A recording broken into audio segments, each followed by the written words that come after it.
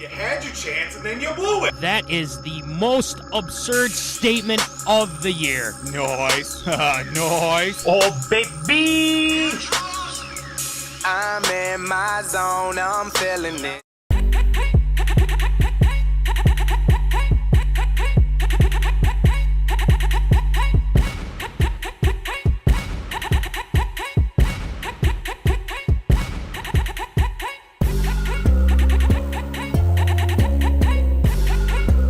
Live from West St. Paul Studios, it's time for MinneZona Sports Live with DJ Matty C and Paul the Shield Vold.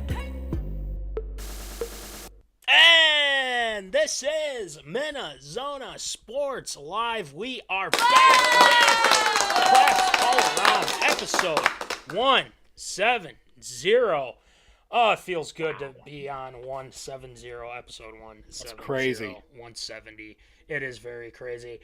And I'm your host, DJ Matty C, a.k.a. Matt Kelly, a.k.a. Kelly, a.k.a. Matty C, etc., etc., etc. And all the way from Granite City Studios in Aiken, Minnesota. St. Cloud, Minnesota. Gosh darn it. There you go. Paul Vault, Shield. What's going on there, Shield? Not in Aiken anymore. You know, half the time I still expect you to say Aiken, even regardless of the fact that we are here in the Granite City with it being St. Cloud. But, you know, it still feels weird you saying St. Cloud. But, hey, I'm excited. We got a lot of great news coming up here and a lot of great things still coming up here this week as well. I'm super excited about tonight.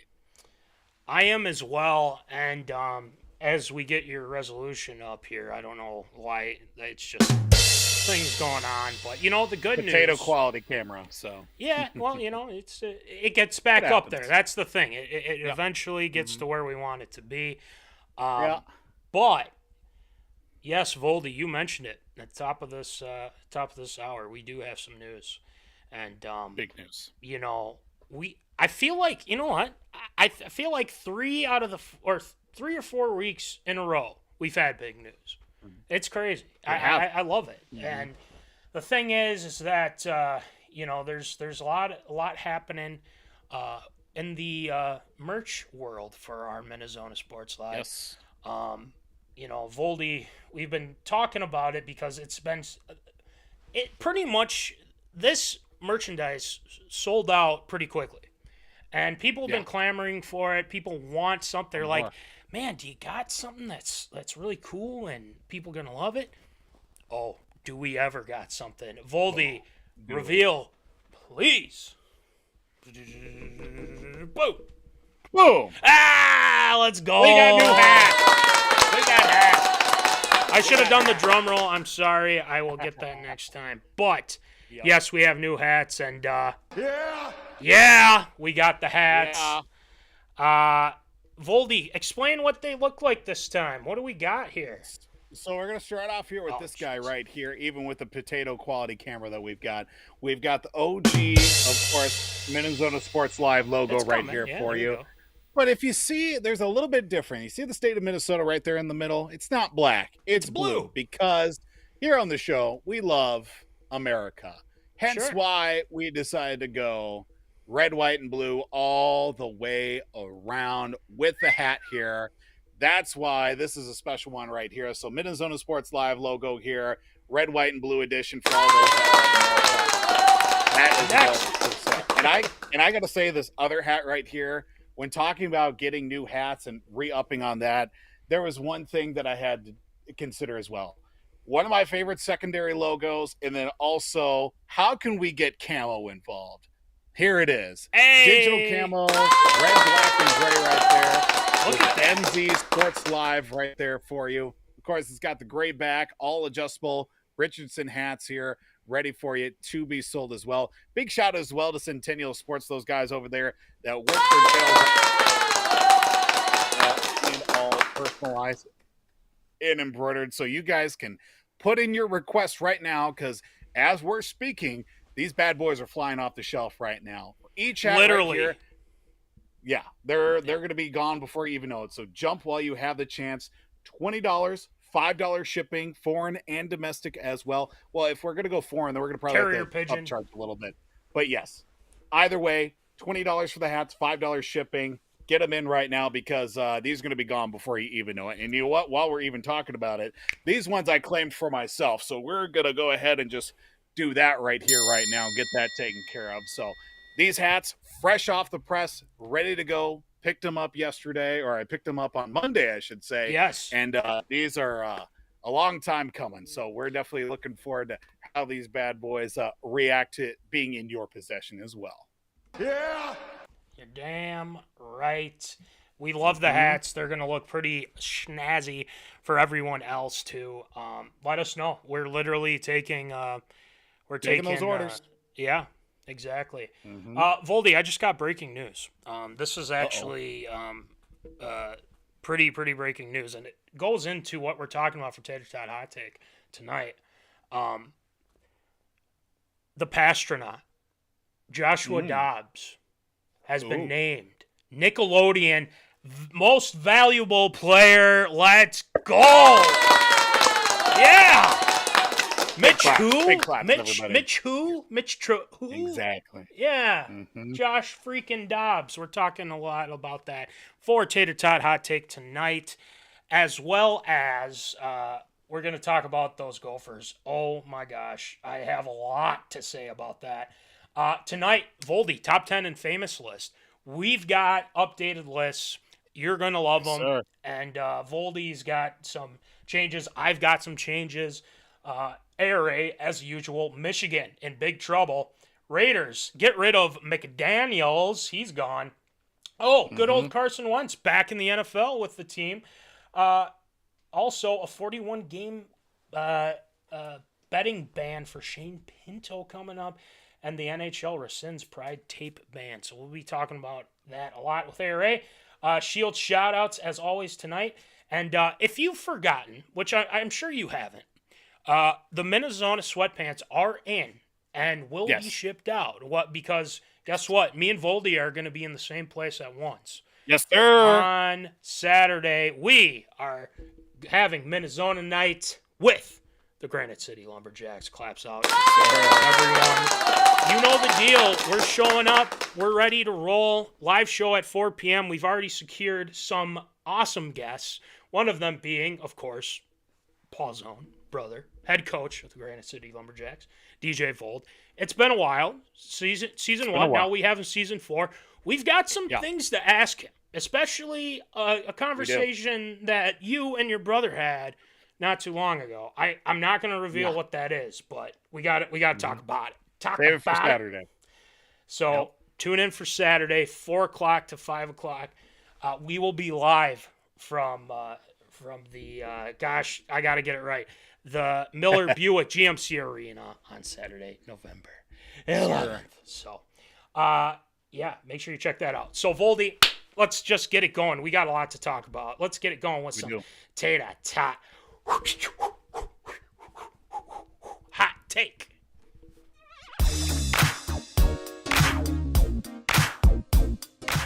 Fresh out of the oven, it's Tater Tot Hot Take.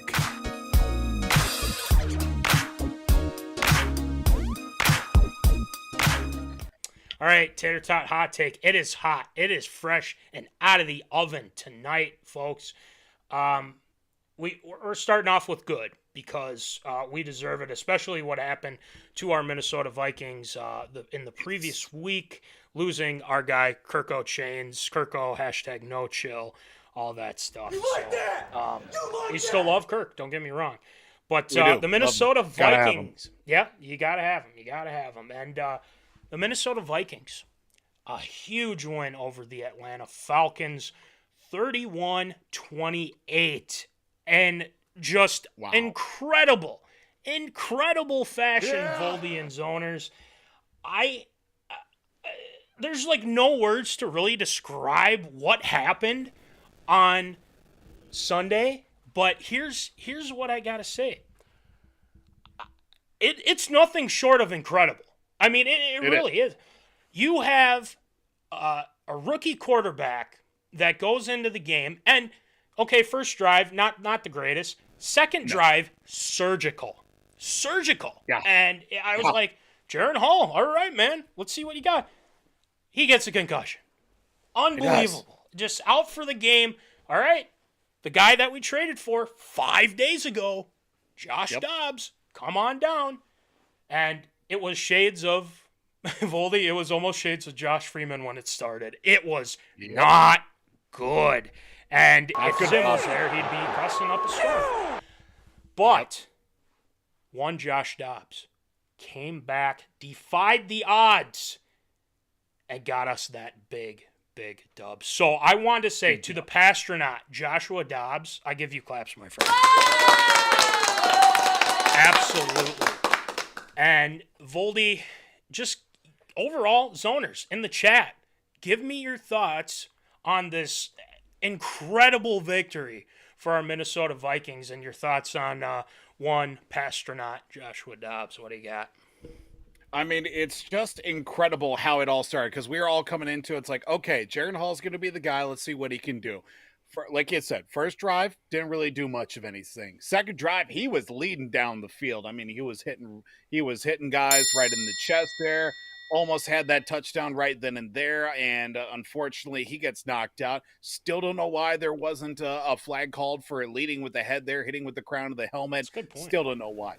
He gets taken out, and literally as the game's going on and further, guys are dropping left and right. We got offensive line. We got wide receivers. We got tight ends. We got quarterbacks just dropping like flies. Like, all right, at this point, it's going to be a body bag game. Let's just get the popcorn vendor out of the upper deck to, play safety for us or something like that. But after that first series, of course, the safety that did happen to Josh Dobbs and trying to get comfortable, literally as it's happening, they're just making it up as they went. Like the video I'm sure we've all seen of him going through the cadence with the whole offensive line, how they're going to read with adjustments, and obviously the story as well with Kevin O'Connell basically saying, hey, if the defense lines up this way, you've got this route to this side, you've got the option to run the ball or hand it off. And from that point on, Josh Dobbs looked like Mike Vick in the house that Mike Vick built at that stadium that they have as well. And he was just running. He was slinging. He was hitting open guys. He was just precision accuracy down the field to get into these no-name guys that he maybe introduced himself maybe once, not even talked to all week. Powell had a great game. Addison had a good game. Tristan Jackson had a good game as well, too. I mean, these guys, and we've had TJ Hawkinson in the mix of it as well, too. His ribs started to get a little bit sore towards late of that second half as well. And the offensive line held its own, especially the fact that Quisenberry had to play every snap of the game. Reisner had a penalty or two, but was able to overcome that. And like I've said as well, since the very beginning, you give these quarterbacks time, especially the weapons we've got, they can make something happen. Cam Akers, unfortunately, we lose him for the season with that, that blown Achilles as well.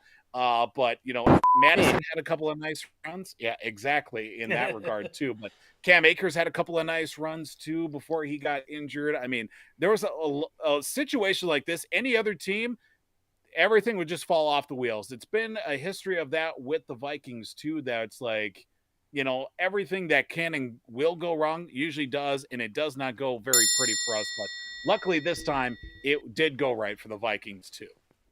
It did, and, you talked about it. Literally, the guy took no snaps in all week in practice, none. And the fact that he came out and was just absolutely awful, fumbling the ball. I think that's a concern for future use. J-Man, Jared Doyle says, couldn't be happier with the dub, but I'm definitely not sold on Dobbs yet. That's the one thing I think we have to consider. And I'm not, and by no means am I saying like, he's going to be terrible against the Aints. No, he's going to be good. The fact that the Falcons did not have a spy on Joshua Dobbs at the point in time, the 3rd and 10, when he was, he's about to get sacked, and Cam Akers decks a defensive tackle, something street or whatever. If you saw the Baldy's breakdowns, highly recommend Baldy's breakdowns, by the way. Unbelievable effort to get that first down. And not only that, but Josh Dobbs with that rushing touchdown, I mean, who would have thunk? And then the 2-point conversion, Voldy. An absolutely awesome pass to who? Tristan Jackson? I mean, come on. You have KJ Osborne out of the game because of first of all, that defender should have been ejected because that was absolutely unnecessary. But you get one personal foul, and then if you do it again, then you're done. But it's like, I mean, that was pretty egregious. But you're down KJ Osborne. Who do you have? Hawkinson, Addison, Brandon Powell. Shout out to Brandon Powell with that touchdown that he had. But the key play for Joshua Dobbs, 4th and 7. No one open. Nobody open. Pass rush coming. He gets out of it, and he runs for that first down, and he freaking gets it.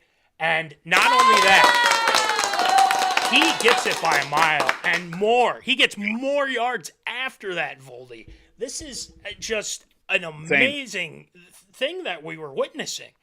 And especially, here, Lucas has got it. Love to see it. That's a Minnesota first down. Literally, Josh Dobbs, right after that play, had that football, mic drop, boom, first down. Yep. And then, obviously, the 3rd and 4 for the game winner. You saw the sideline just erupt. And KLC, literally pretty much on the field, grabbing his hat, just pumped. And I was looking at Papa Kelly, and we were watching the game together, and I was like, I've never seen anything like this. Anything like this. So I got to say it again. Joshua Dobbs. I mean, welcome to Minnesota. That's all I got to say. So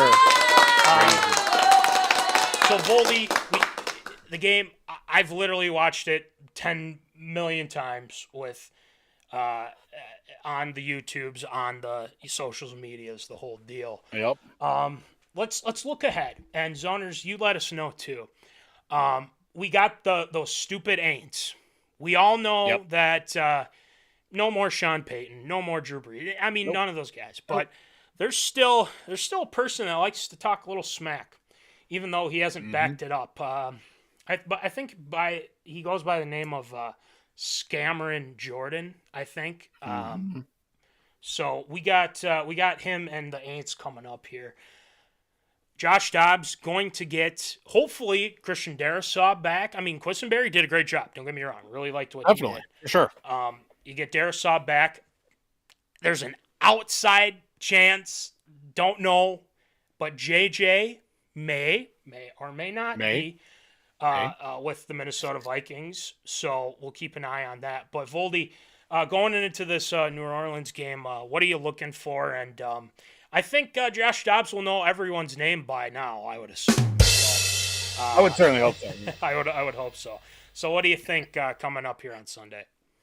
Yeah, I think what I'm really looking at here is going to be how is the game plan really going to shift around the mobility that you now have with Josh Dobbs, as opposed to obviously with like Jaron Hall. He can move around a little bit too, compared to Kirk Cousins as well. You're going to be down another running back, so you've got Madison, you've got Ty Chandler as well. How is that going to change the game plan offensively? And how is that defense for New Orleans, who can get after the quarterback if prompted to do so? How is that going to overall change that offensive game plan? I think really, hopefully we don't see Dobbs have to move around as much as he needs to, but it is there as well because he is a pocket passer and he can definitely extend plays, but obviously want to see that offensive line can carry that momentum from last week in protecting Josh Dobbs and allow him the opportunity to find those receivers downfield. If we get JJ back for this game, that'd be fantastic. You know, obviously we do have, we have Addison. We do have, obviously, too, Brandon Powell, who has stepped up as of late.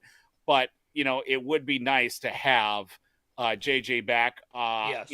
Haven't heard anything on KJ Osborne as well, but I would imagine that he most likely will not play this week as well after that big hit that he took in that game. Yeah, he didn't practice today, so. No, yeah, so I'm assuming that he's not going to probably play on Sunday. So if you can get JJ back, that's great, but will he be on kind of like a pitch count a little bit too? How many plays on and off you'll take?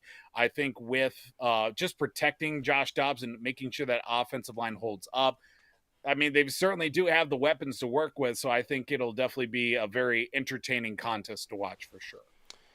It will. I would like to see the offense do a little bit better in the rushing category. Yeah. Josh Dobbs was the leading rusher on Sunday. Of course, 66 yards. Wow. But he'll probably have some scrambles here and there.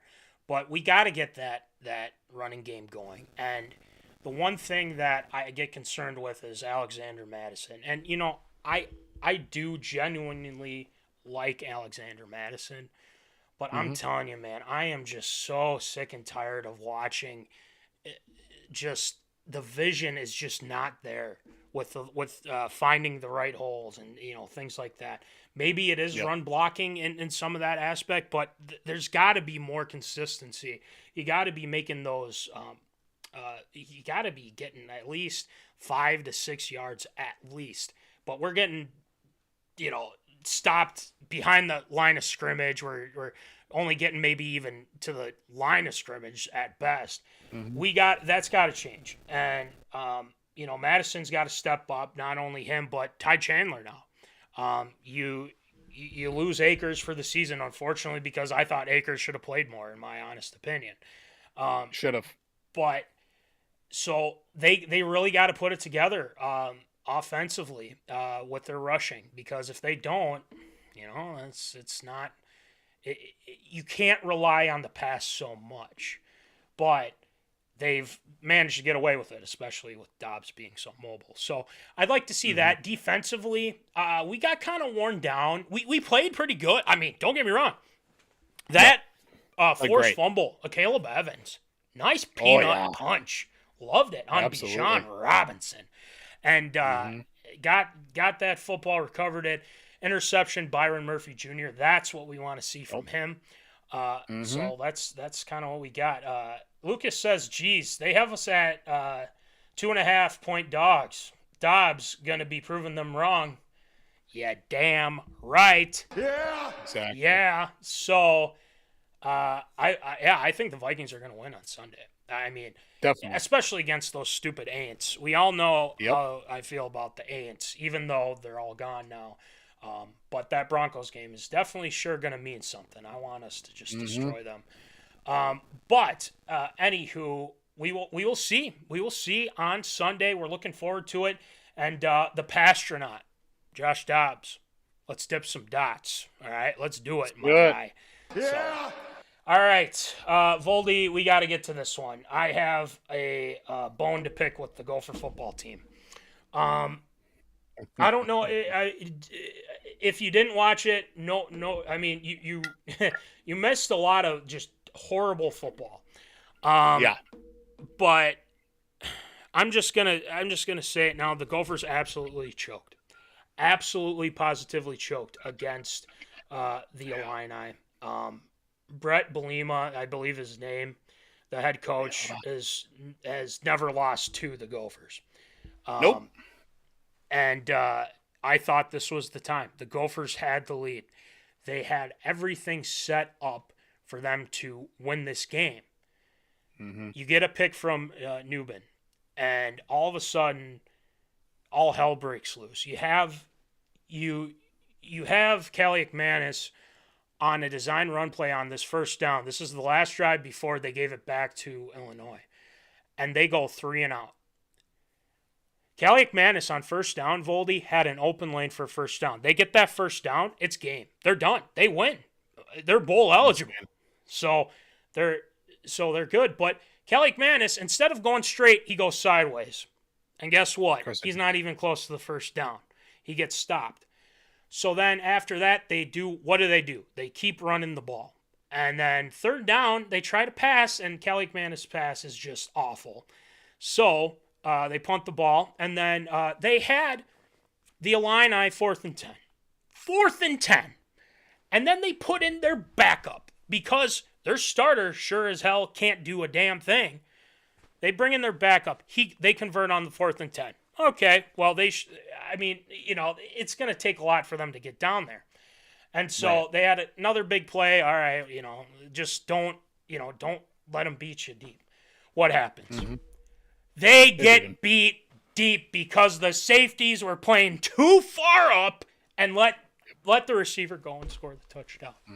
I was like beside myself.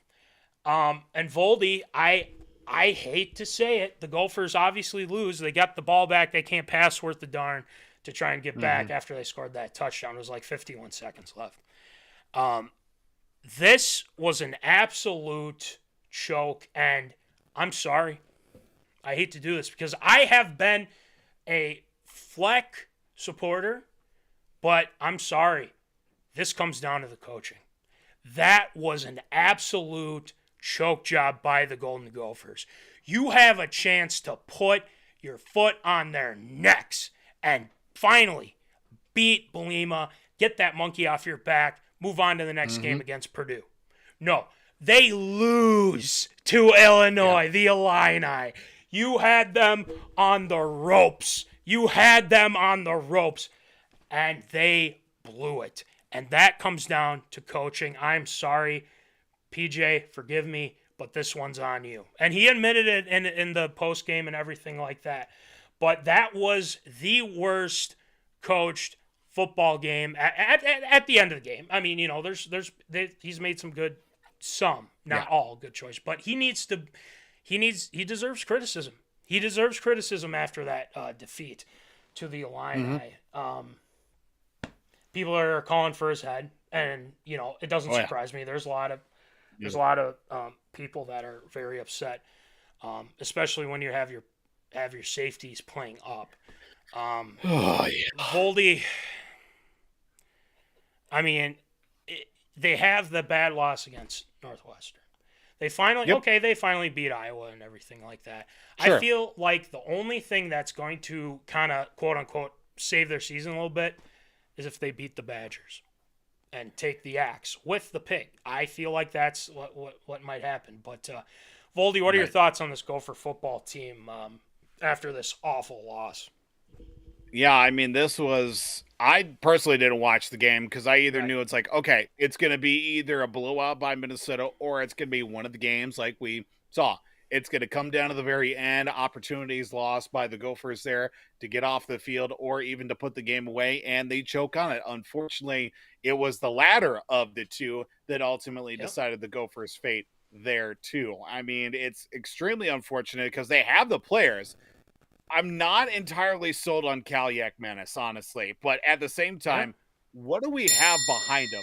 Virtually nothing as well. Speaking of nothing, camera quality still at potato quality right now, but neither here nor there talking about that. That's a nutshell within the Gopher football season too. It's just missed opportunities to put games away, and they can't do it. They can't do it. They just continue to make these boneheaded mistakes. And like you said, I think now it's coming down to coaching. I don't know if something with the staff needs to happen after this season as well. Is it time for the PJ Fleck experience to maybe go to the wayside? Unfortunately, you've invested quite a bit of money into him now at this point to where you're going to have to bite a big, big shiny bullet in order to get rid of him as well. So it's not a good situation right now. But if they do beat the Badgers, I mean, is it one of those winning cures all? But, you know, if they don't beat Wisconsin for the Axe too, I mean, it's going to be one of those that going into this offseason, there's going to be a lot to talk about, and maybe some heads will roll at the end of the season too. But if they beat Wisconsin, I think they'll stay it for at least another season. Yeah, I agree. I mean, it was just horrendous. I mean, Papa Callahan was watching. He goes, "That's just bad football. That is awful." And you know, I'm sorry. It's got to come down on PJ Fleck here. And to be honest, you know, this is why people question him, and people say snake oil salesman alert. You know, everything like that. But a little bit. You know, you got to win those games. You have to win those games. I don't care if they're young guys or like, I don't care at this point. You win that game no matter what. You keep those safeties back. You make sure they don't get by you, and they did. So that was absolutely horrendous. I needed to talk about that. Kalyak Manis needs to play much, much better. He was terrible in the second half too. So it's. Yeah, he's got to. They got to figure it out, and they got to figure it out quick because after they play Purdue, guess who they play? Ohio State. So that'll be a tough one. So that's a loss. I mean, I'm already pinning that one as a loss, but yeah, unfortunately, that one might be a loss too. Yeah, what do you exactly? Do? So anyway, that's going to do it for Tater Tot. Yeah, that's going to do it for Tater Tot Hot Take this week. Top 10 and famous list. We've got some changes. I'd say they're pretty noteworthy. I would say with our list this week. So let's get it going with some top 10 in famous list. Here's the list no one wants to be on. Infamous Top 10.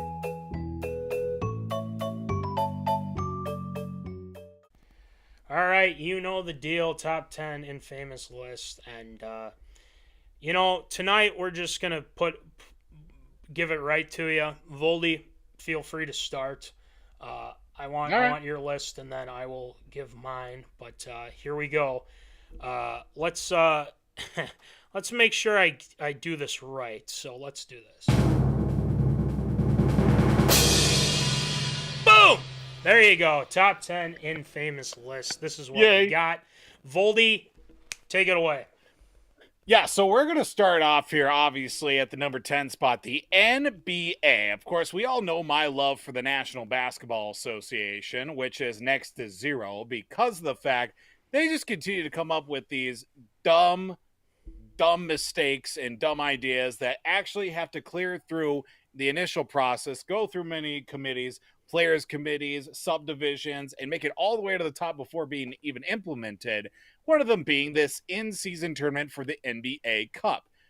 Dumbest thing that I've heard in quite some time, and the NBA is not doing itself any favors, and now in cahoots to be an official sponsor with, or in cooperation and partnership with, Kim Kardashian and her Skims brand as well. For God's sake. Started on that. Yes, that is sadly the life that we are now at. Is that if the Kardashians weren't far enough into the NBA to begin with all the relationships that they have had, now they're officially a partner with the NBA as well.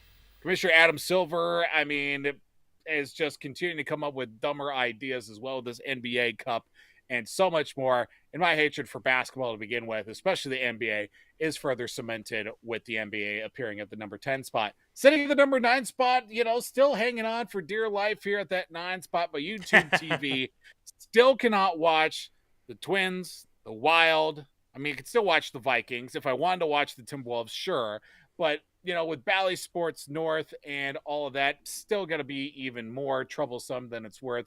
Beyond the national game of the week that may be even blacked out as well. Still can't watch my sports teams as well. It's just one gigantic pain in the rear end.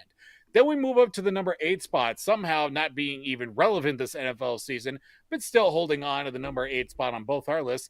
Deshaun Watson, still $250 million guaranteed dollars to basically sit on the bench at this point and watch PJ Walker get the Browns into a prime position as well in that AFC North is something worth noting as well. Speaking of commissioners and dumbfoundedness, how about RobManfred at the number 7 spot here as well?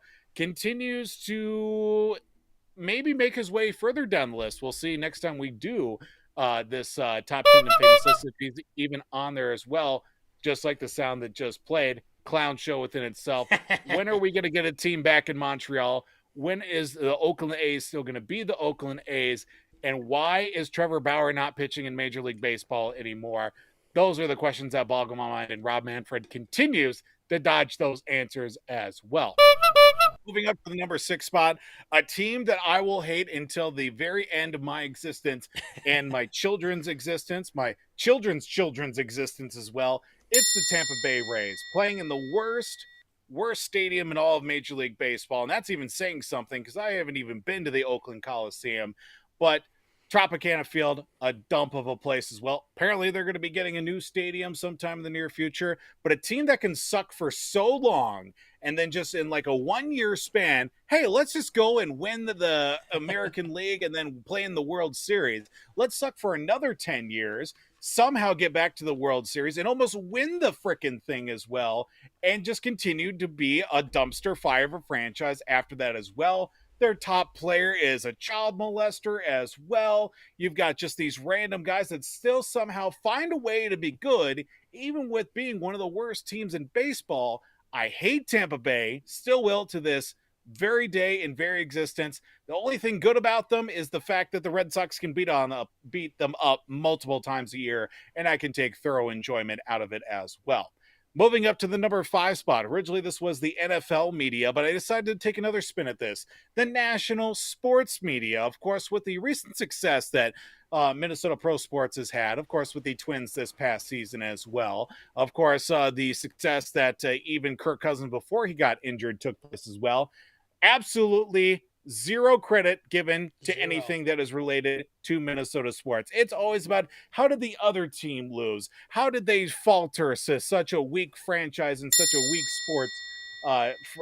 sports town as well? Just continuing to not shine the light on the greatness that is Minnesota sports and just continuing to downplay anything positive that happens with them as well.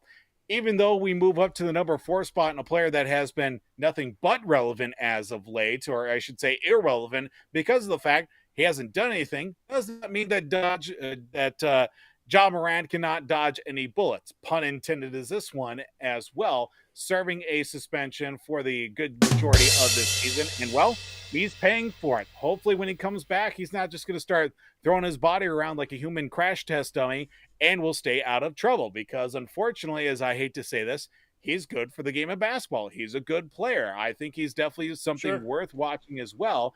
If he can just stop being an idiot and keep the gun locked away, or don't even have a gun. Hire security. That's what you can do as well.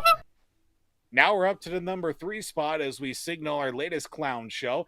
It is Urbanmeyer once again. Been keeping quiet in multiple areas, but the just complete absurdity that is Urbanmeyer, still, you just can't get over it. He didn't make it through an entire season as an NFL head coach, basically playing an emotional and physical terrorist to the Jacksonville Jaguars, even to the point where the kicker was about to throw hands with this guy. You know you've done something wrong when even you piss off the kicker of an NFL team, because those guys stay quiet for many, many reasons whatsoever. And, of course, all the off-the-field stuff as well. Not flying back with the team after a Thursday night contest, and also getting a little extracurricular activities beyond that. This is a family show, so we'll keep it PG there.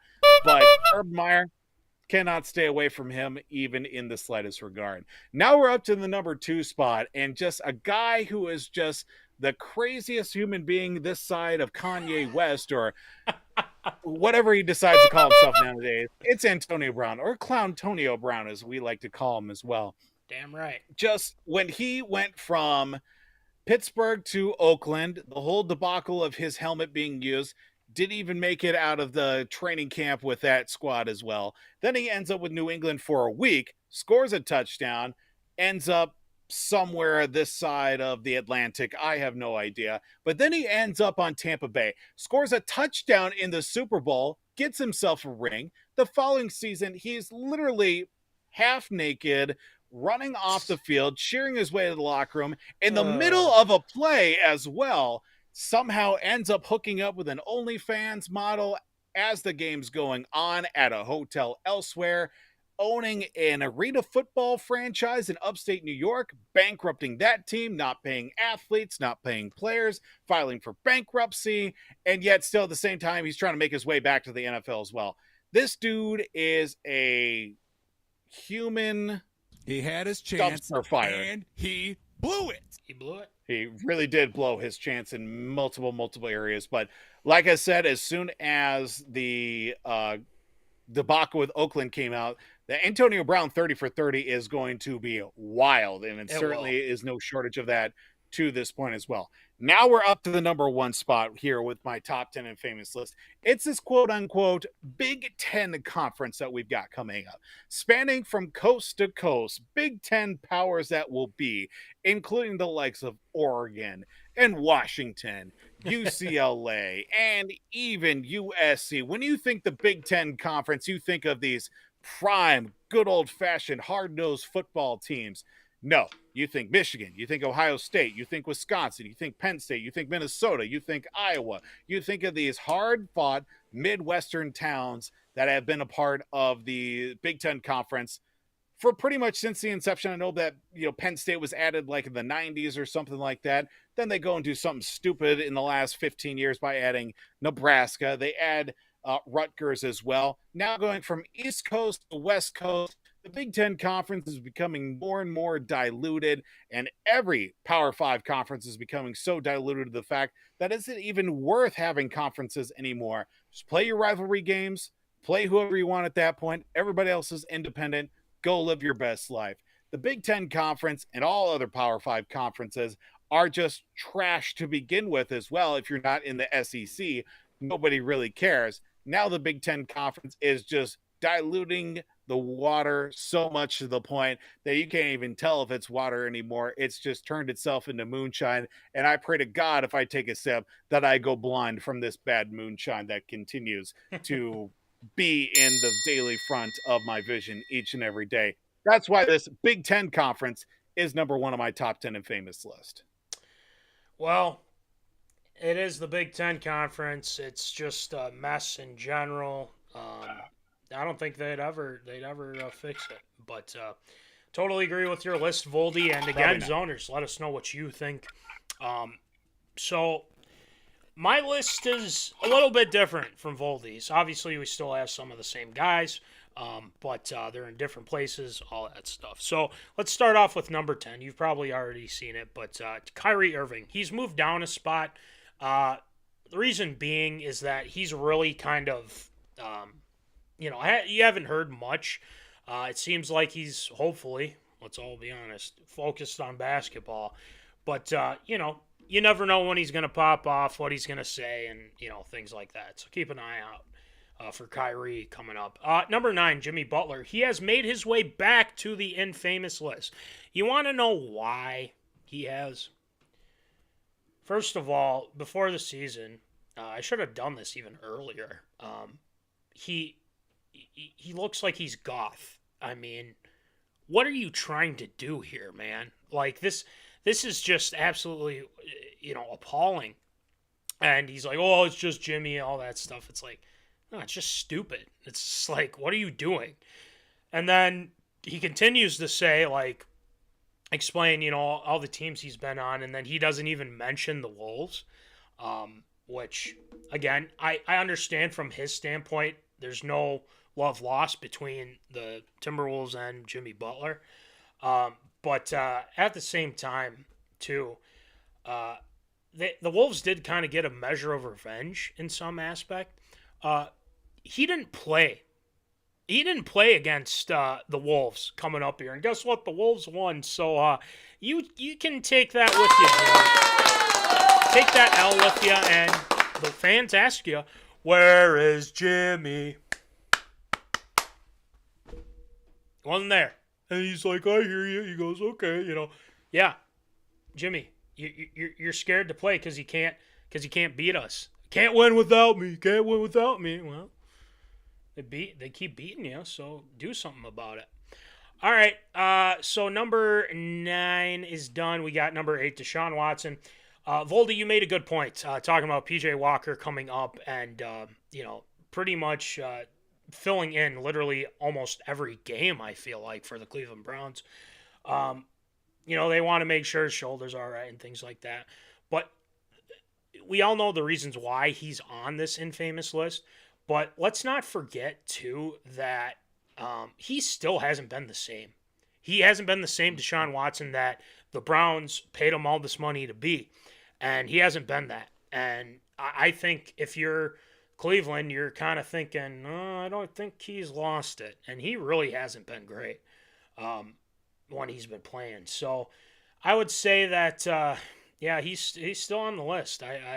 He's probably dropped a few, but he'll probably be a Hall of Shame worthy. Number 7, jamorant. I really haven't heard much regarding Morant. I think he's still suspended right now, if I'm not mistaken. And then it's simple. You know the deal. The guy literally can't, it wasn't thinking. He's like, oh, I won't have guns in my video. And then he proceeds to do so. And you all know the deal with that. So there's really nothing else to explain with jamorant. But number 6, someone who has jumped up to the top 10 in famous list, Camjordan. I feel like we had that segment not too long ago, Voldy, Tater Tot Hot Take, about Camjordan, ripping on Kirk Cousins. I want to bring that up again because we do play, and again, recency bias since they'll be playing the Ants and whatnot. But yep, he's all bark, no bite. And, they're like, well, look at the stats. He's good and everything like that. Okay, yeah, maybe he's got sacks, but when he talks smack, he usually ends up eating those words. And he much like another guy on this list, who I'll talk about in a second. So if the Vikings win again, even without Kirko Chains, hashtag Kirko no chill, I better not hear a damn thing out of Camjordan's mouth about the Vikings and or Kirk Cousins. So shut your mouth, and you know who owns you, the Minnesota Vikings. All right, number 5, James Harden. Man, this guy's really been pissing me off lately, and he's jumped up on this list.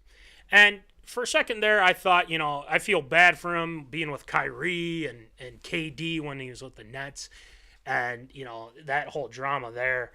But, man, did he learn from those two and just was a thorn in the 76ers side a lot of the time.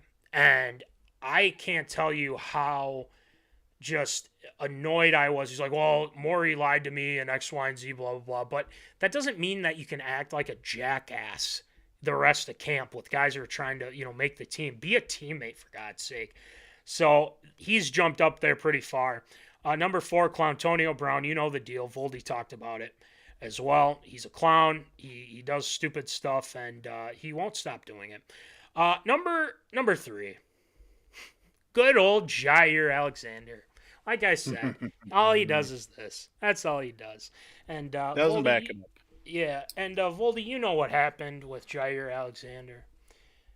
Jordan Addison absolutely cooked him. Torched him. Burnt toast. Bruh. It says it's a fluke. It's a fluke that he got by me. No, you just lost, Mr. Burnt Toast.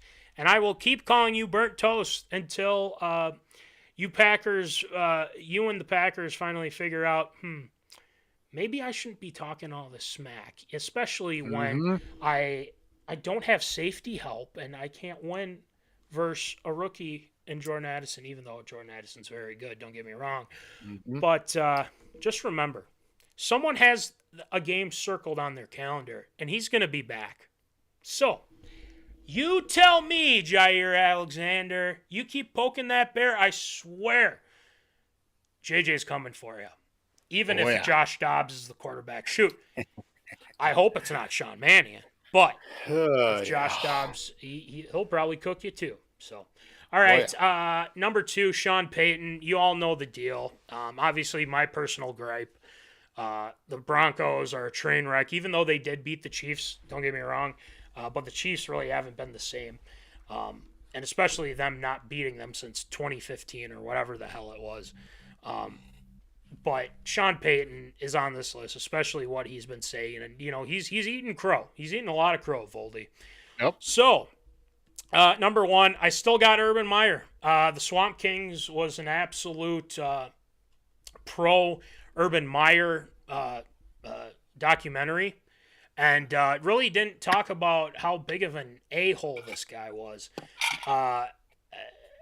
He did talk, it's like a military thing, I was trying to get, guys to believe. And yeah, some guys did believe, but you couldn't even make it in the NFL. You didn't even make it a season in the NFL before you got yourself canned. So you all know the deal. Urbanmeyer's taking the number 1 spot. He'll probably drop down a little bit more on this list, and I don't have him twice because I had him last time twice on this list. But then again, it's all good. So yeah, that's our list. Let us know in the comments and then the chats what you guys think, who you guys think we should add, and if you guys want to do your own list, please send it our way. We'd be happy to look at it and consider it too. So. Make sure you check that out, and that's going to do it for Top 10 Infamous List. Voldy, we got a lot of good ARAs tonight. We do. Especially in the NFL, the NHL, the MLB, I believe, as well. So let's just get it going with some absurd or approved.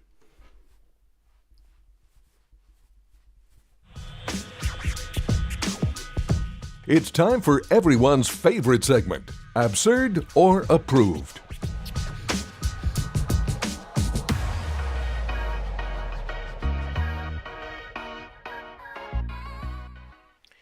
All right, it is time for Absurd or Approved. So, Voldy, why don't you rattle them off for us, please?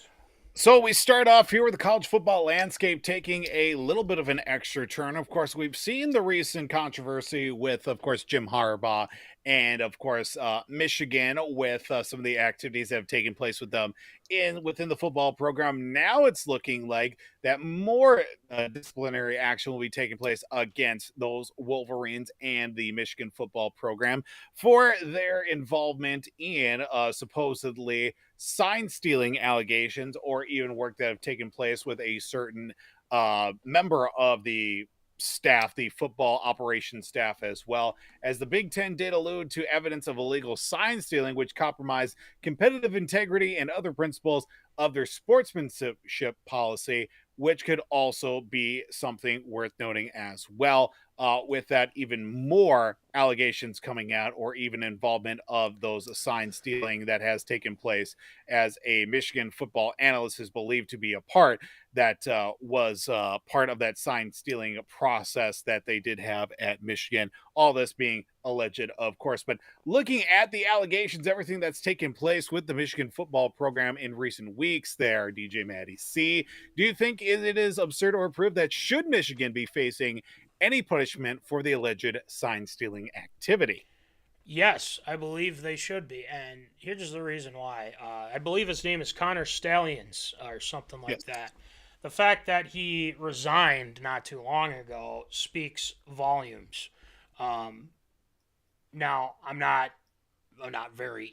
I haven't been reading too much into it, but I know that maybe, just maybe, and I'm not saying that this is by any means they knew this or not. Did Kwesi and the Vikings think when he interviewed for the job that he might be doing some illegal things? I don't know. We'll see. But anyway, I mean, the proof is in the pudding. I mean, a lot of people are saying that that's what they've been doing, and that's why they've had a lot of success, because, Harbaugh probably got sick of losing to Ohio State. I mean, there's a lot of, there's a lot of people thinking that, which, I mean, it'd be frustrating, but at the same time, I mean, shoot, do it the right way. Yeah, they should face discipline, and, they're trying to defend themselves, but you saw it, I think it was the Purdue coach, if I'm not mistaken. He went to go in for the handshake with Harbaugh, and he just yeah, okay, bye, drive by, walked right by him, So, I think they should be disciplined. It seems like there's a lot going on here. I don't know how severe it's going to be. Depends on their findings or the investigation and everything like that. But apparently the NCAA is investigating, and now the Big Ten wants to investigate. Or I don't know. However that's supposed to go. But in my opinion, I think they should be punished for that. We kind of defended them, or, we did defend them on the hamburger deal or Harbaugh not being able to coach. I mean, that's a little ridiculous in itself. But the fact that it's there, you see the Stallions kid, doing, stealing all the signs, doing all that stuff. But don't get me wrong, Michigan's a very good football team. Maybe they don't need it. I don't know. But yeah, they should face discipline. It's got my stamp of approval. Voldy, what do you think? So here's the issue that I have with the whole situation, and why people are so negative about it as well. Let's take case in point, a few years ago, the Houston Astros and their sign stealing. Did anyone get punished? Did anyone get, reprimanded? Sure, a couple of people, but yet at the same time, things went on. Nothing really came out of it as well. For some reason, the college football landscape and the University of Michigan could face even substantial punishment as well for sign stealing. I personally, and I may catch a lot of flack for this, I don't really care.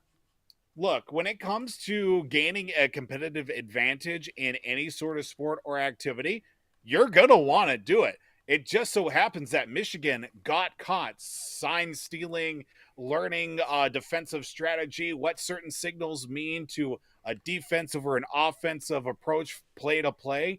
Like, again, it's always the first person that gets caught that gets the biggest rep. This is something that's probably been going on since probably the start of football as well. You obviously want to know what the other team's doing, so that way you can stop them from having any sort of success. It just so happens that Michigan got caught. I think any sort of punishment, unfortunately, yes, the NCAA and the Big Ten are probably going to have to reprimand them as well. And I'm going to say it again. I don't think they did anything wrong. Short of murdering somebody or some sort of physical assault on somebody else, they did nothing wrong. And I'm going to stand by the fact that, look, this is an opportunity to gain any sort of competitive advantage, sportsmanship, throw that all out the window. At the end of the day, this is all about making money. NCAA is $1 billion non-for-profit corporation as well, with all the success that they've had with taking money from student athletes for God knows how long, and now NIL's thrown that all out the window. Now they're looking to strike back once again, and just so happens that Michigan is the big brand name. They're going after them as well. I'm sure a lot of people would be happy to see Michigan take one on the nose there for punishment-wise. I'm going to stand by it. I think getting any sort of advantage, whether it be sign stealing or learning about, what a team does in a certain situation, play calls, signals as well, that's part of the game itself. In any sort of competitive contest as well, you're going to want to find a way to outsmart your opponent in that regard. So I don't think sign stealing is bad to begin with, because I think there's a lot of coaches, a lot of people out there would love to know what the other team's doing. That's true, and I think at a later time we'll go back and forth on this, but it just, I don't know. I get the competitive edge, and I feel like there's other ways to do it, to find, figure out what they're doing, and obviously things like that. But we'll see what the investigation comes up with, and we'll kind of get more information as it comes, because I'm curious to know like what they found and things like that. So maybe my opinion will change, your opinion will change. We'll see. So next one, Voldy. So we head to the world of the NFL, and unfortunately the long-standard tenure for Josh McDaniels as an NFL head football coach has fallen once again, this time with the Las Vegas Raiders, as he was dismissed from the team last Tuesday. That would have been Halloween night as well. Looks like his trick-or-treating went more trick than treat as well after 1.5 losing seasons. And it wasn't for a faint of heart with Josh McDaniels. The whole team at a team meeting prior to his dismissal, and they just laid into Josh McDaniels, talking about how things were going with the team and how things weren't going right. Player by player, they voiced their, unhappiness about where the team was going, what was happening in certain systems, certain schemes since he came over and became head coach, and even now interim head coach Antonio Pierce for the Las Vegas Raiders. Even he had some things to say as well, talking about, even speaking about how a team could come together and make something great happen, talking about the Super Bowl champion New York Giants, of a team he was a part of and took down Josh McDaniels' New England Patriots when he was an offensive coach for the Patriots in that year. The Patriots are looking to go undefeated. Even after said meeting, Josh McDaniels, while still head coach, to his assistant coach, Antonio Pierce, talking about, you don't talk about the Patriots that way, still holding on to that small glimmer of saying, hey, I'm a Patriot for life, regardless of that, even if I am a head coach for another franchise. And owner Mark Davis had enough of that and basically removed Josh McDaniels as head coach. So now the second failed tenure as a head coach for the likes of Josh McDaniels. Is it absurd or approved? Could we see Josh McDaniels back in the NFL with another team, possibly as a head coach in the future? No, he's not going to be a head coach in the future. He'll be probably an offensive coordinator. And here's the thing. Papa Callahan said this to me, I believe it was some other, I forget which coach it was, or, whatnot, but some coaches in the NFL are not made out to be head coaches. Josh McDaniels is one of those coaches, especially when the players are lighting him up in a team meeting and everything like that. Right. It makes sense, and you never really hear much about, like, he really doesn't talk that much. He just kind of is by the wayside, and it's like, well, this is the Patriot way. This is how we were able to get success. This is a completely different team. You don't have Tom Brady as your quarterback. You don't have those receivers that you had with Moss and with Welker, and this is completely different. You can't just do the same thing that has given the Patriots life for so many years. And I think he tries to emulate that. And when he was with the Broncos, I mean, they went 7-1. I mean, they were looking really good. And then they absolutely choked the second half of the season. There is a lot wrong with how Josh McDaniels is a head coach, and for him to get angry about what Antonio Pierce said, listen, when you know, and again, no offense, Voldy, but when you defy the odds in that 2007 game, you're able to beat an undefeated team, and granted, whether you think, I mean, why are you getting mad at him? He experienced it, and he was comparing that, and then to go in and say, why are you saying that about Patriots? Well, it just shows that you give a crap more about the Patriots than you do your actual freaking team. That's how absurd this whole thing is. So I have no love lost for Josh McDaniels in this situation. The players, you saw Devontae Adams. He wanted out. He's like, I don't want to be here. I mean, why did I even come here? I came here for Derek Carr. Couldn't get that done. And guess who shipped him away? Josh McDaniels and the GM. So you see what happened on Sunday. They absolutely obliterate the Giants, and the Giants are an absolute train wreck. Yeah, I know Daniel Jones got hurt, but let's be honest. They probably weren't going to go much anyway without him. Obviously, the injury's terrible and everything like that, but that team was just, I mean, there's no reason for that team to be awful because they have good players. Devontae Adams, Josh Jacobs, Max Crosby, and you can't figure it out? That's not head coach material to me. So, yeah, I think it's absurd, Voldy. They're just, he's not made out to be an NFL head coach. He's a very good offensive coordinator, bad NFL head coach. Voldy, what do you think? I just always come back to the statement, some coaches are just better coordinators than they are head coaches. Wade Phillips, great defensive coordinator, not so much a great head coach. Raheem Morris, another great defensive coordinator, not a great head coach. Leslie Frazier, so head coach, had a short stint, great defensive coordinator with the players that he's got to work with as well. Unfortunately, just doesn't come together as well. Josh McDaniels, another one of those guys, another one of those coaches, great coordinator, not so much head coaching material. If it's going to be a head coach, and it's going to be New England, if he's going to be another chance to be head coach somewhere, it's going to be New England. I don't think anybody else is going to really take a chance on him except for Bob Kraft and obviously the New England Patriots too. We'll see what happens after this season with Bill Belichick and everything, if they even get that far too, with the current state of that team as well. I think, unfortunately, with everything that's gone on with him, even obviously that first little stint that he had with the Broncos, and he was offensive coordinator with I think St. Louis when they were still a team as well before moving out west, and then coming back to the Patriots as well and winning a couple more Super Bowls as offensive coordinator with Tom Brady too, and then obviously moving on after Brady to go to Las Vegas.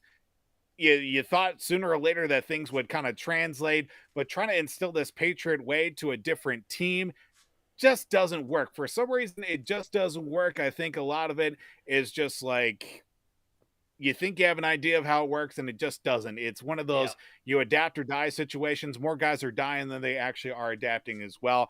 I don't think we'll see him as a head coach in the next few years unless it's going to be the New England job. I think he'll find his way as an offensive coordinator somewhere.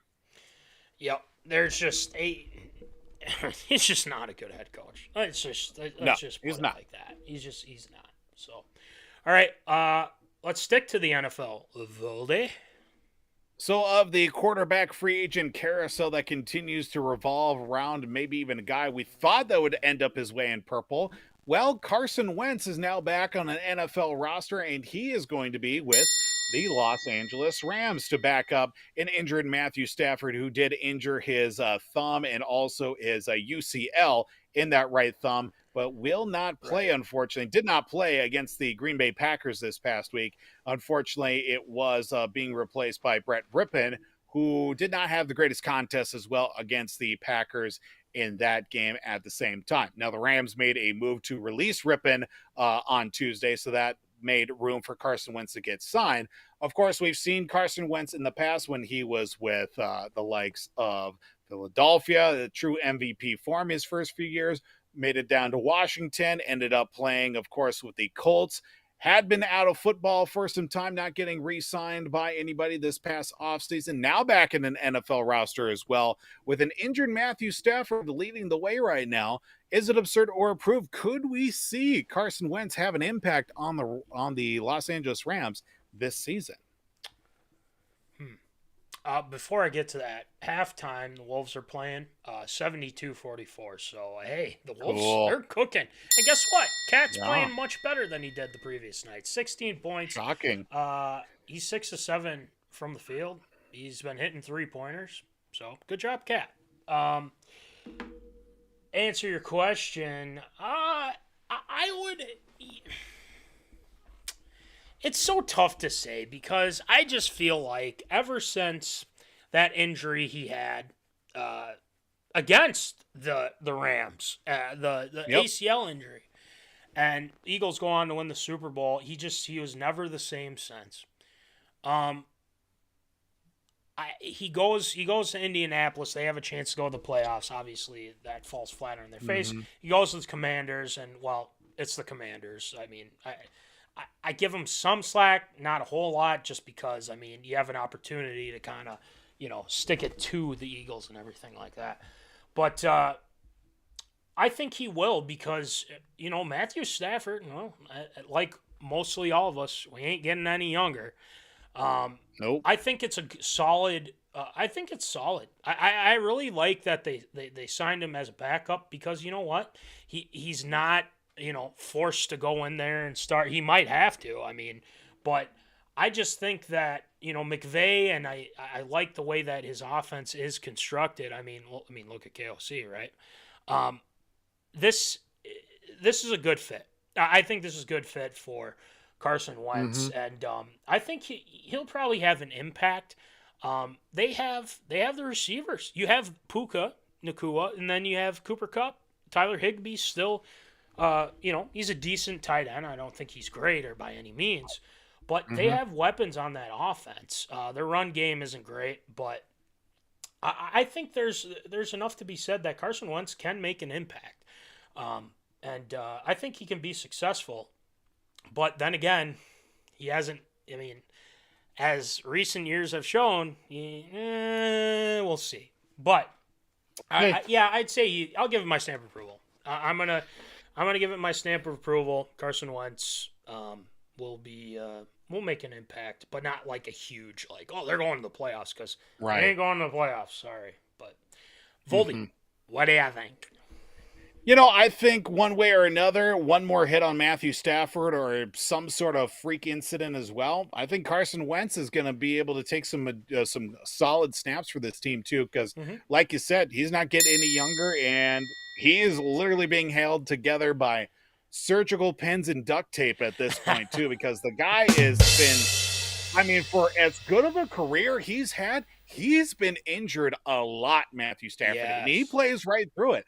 Nothing on him on that. He is a gritty player as well, kind of a throwback. Like if I'm not bleeding or dead, I'm going to come out and I'm going to keep playing as well. And, exactly that kind of scenario too. Less political controversy with that statement, but Matthew Stafford, I mean, he takes one more, solid hit and he lands awkwardly, or he gets bonked on the head one too many times. I mean, he might be done, I think, not only for the season, but maybe his career as well. I think Carson Wentz could certainly do something. It's just going to be to the extent of how quickly is he going to pick up that offensive playbook too, even with, of course, like Sean McVay, pulling the strings there with that offensive group that they do have there. Some decent receivers there, kind of not so much a rebuild, just kind of a revamping and kind of readjusting of what they had from years past. I think it'll certainly be very interesting. I think Carson Wentz could have an impact on this team, so it's got my stamp of approval there.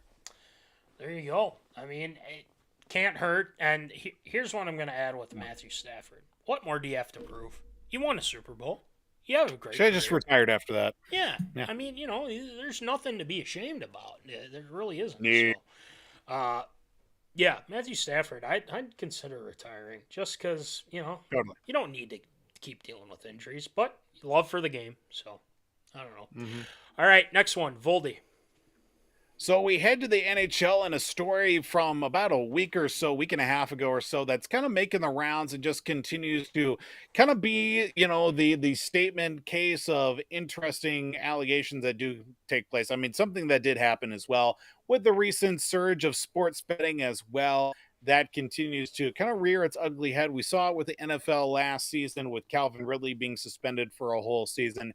Now he's back. Now we're seeing Ottawa Senators center Shanepinto, University of North Dakota product as well, has been suspended 41 games by the NHL for violating the league's gambling rules policy as the first gambling-related suspension since online gambling did begin and is in cahoots with the NHL as well. Of course, it has been revealed in an investigation from the league that Pinto did never bet on NHL games. Of course, this is one of those that this is going to be a benchmark case of what fully happens as well. I've heard some things talking about maybe it wasn't him or it was a friend that logged into his account, placed a bet at a certain time where Pinto was either traveling or outside the province or something like that. One of those where it's like maybe he did, maybe he didn't, but at the same time, it does not help him in that slightest regard as well. So still being a landmark case, which is even more hilarious because if you've seen pictures that come up with the story as well,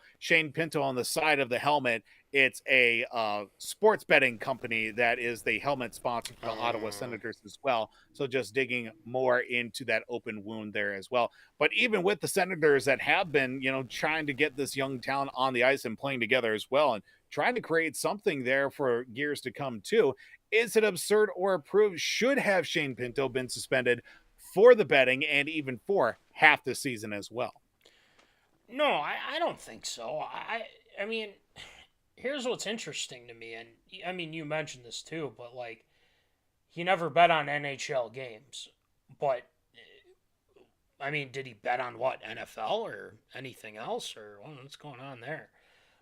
Exactly. There's nothing really concrete Right. that has been come out about how he violated league policy. It's just been said, hey, he did it.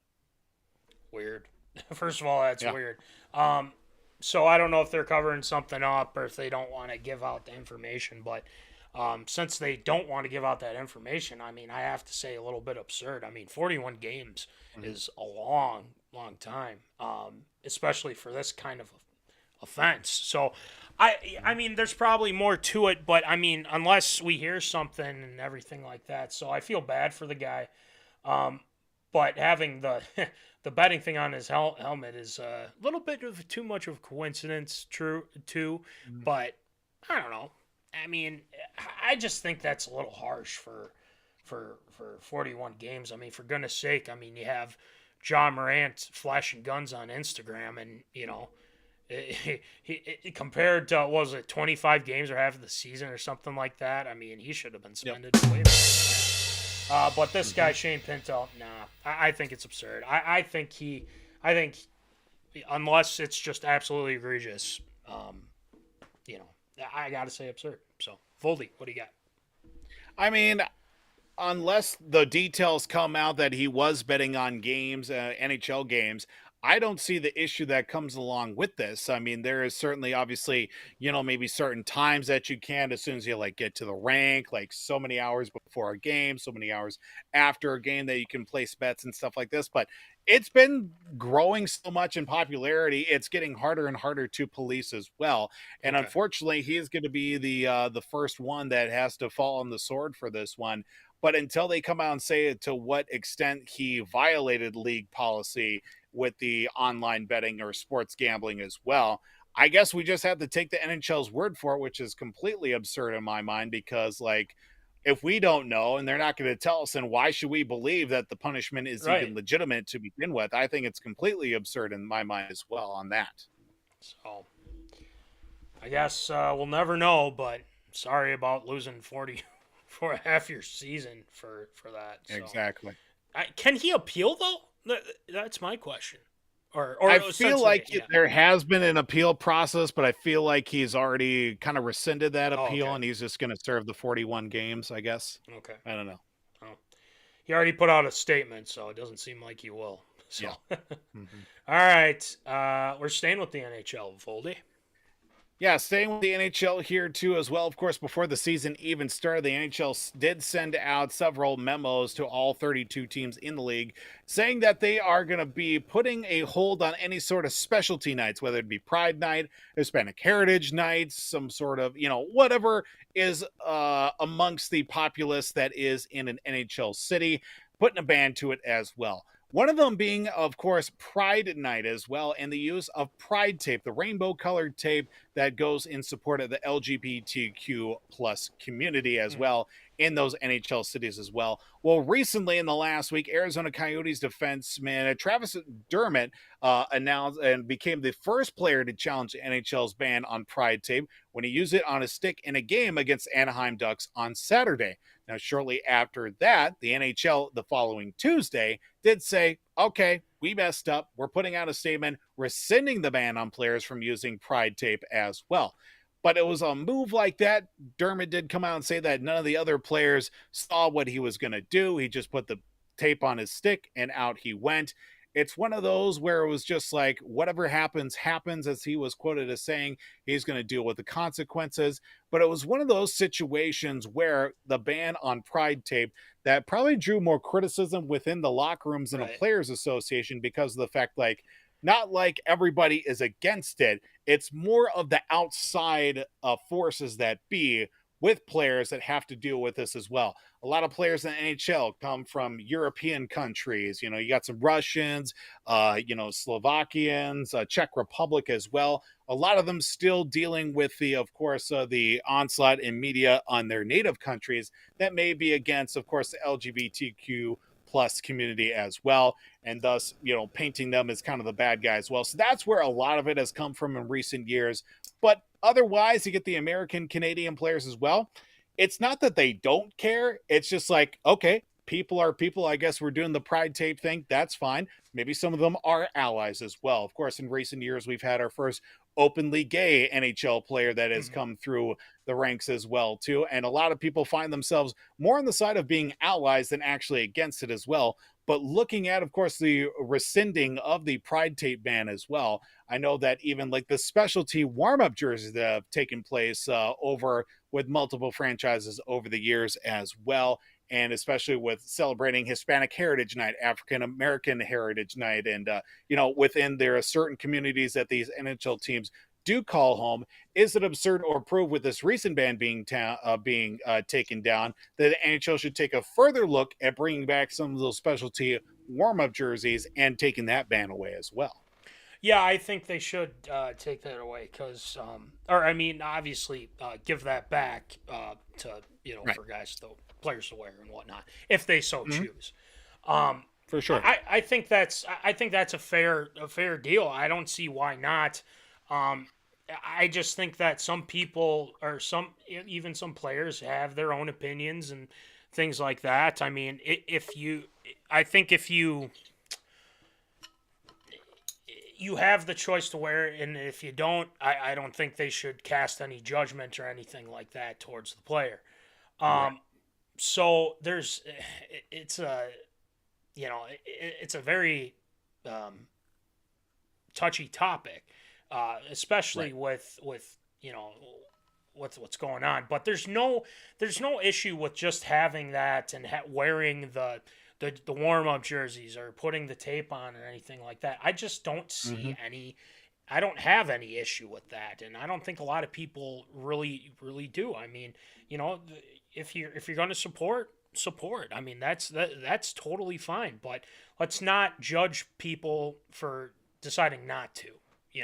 I just feel like let's just not go that far and whatnot. So I feel like it's controversial with people that are just anti LGBTQ, all that stuff. It's just like, relax. The politics behind it's just ridiculous. But yeah, I think they should definitely look into it. It's got my stamp of approval to have the warm-up jerseys back. So, Voldy, what do you got? Yeah, I think this is something, obviously, with challenge from the players. It was one of those that you feel like there had to be someone to step up and make their statement known on this as well, on behalf of the whole league as well, or as a majority of the league. There might be some players that are against it, barring religious or, political backgrounds as well. They are entitled to their own opinion, but I don't understand why you can't just let people be people and celebrate it that way too. But I feel like if we go further into this, the NHL was just doing one of those that they were playing into the political side of things, or getting flack from some of those other countries as well that do see support, or maybe even trying to protect some of these players from this backlash that they're receiving from their home countries, which is probably doing more harm than good, at least now stateside here where the league is. Obviously, the majority of it, league headquarters being in Canada, but majority of the franchises being in the U.S. at the same time. And I have seen, obviously, recently, too, that they wore, like, the pregame jerseys on the ice, and then they raffle them off towards proceeds of, groups and organizations as well. But I've seen some recent photos, too, of NHL teams having the players wear the specialty warm-up jerseys as they're coming in from, getting their car parked on the way to the locker room as well. So it's not like that hasn't gone away. I feel like as we go maybe further into it, that may come back as well, because it was certainly something to look forward to as well when they have the, when Joe Mauer retired the Twins, the Wild had Minnesota Twins Joe Mauer warm-up jerseys and stuff like that. Like Dallas had Texas Rangers night, and they all had the baby blue Rangers jerseys on for warm-ups and everything. Right. And then, there'd be Hispanic Heritage Night. There would be obviously Pride Night, Hockey Fights Cancer Night as well, that all these teams would wear these warm-up jerseys, raffle them off online or whatever, and then the proceeds go towards a local organization towards the benefit of their group as well. So I feel like this will become more and more of a regular thing, that I feel like the NHL just did something stupid just to cover their own rear ends. But again, they probably did more harm than good. So I feel like it's got my stamp of approval. I think we'll see the specialty jersey ban come to an end here very soon. Yep. Might as well. And, obviously, there's probably going to be some people that have some problems with it. But you know what? Screw it. There's always going to be someone that's against it and all that stuff. So, anywho, that's going to do it for ARA this week. Great job as always, Voldy. And we got some pretty good Shield shoutouts this week. One of them being a former Twin, and I really do miss this guy, to be honest. And we got a good slate of shoutouts. So let's get it going with some Shield shoutouts. Shield shoutouts.